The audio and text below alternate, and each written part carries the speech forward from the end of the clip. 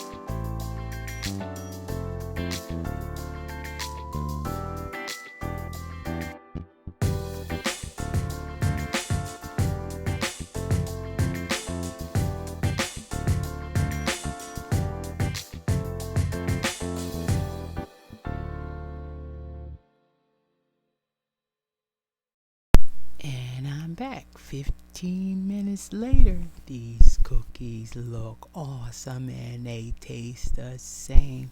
I'm going to have these with a nice cappuccino at night after my dinner.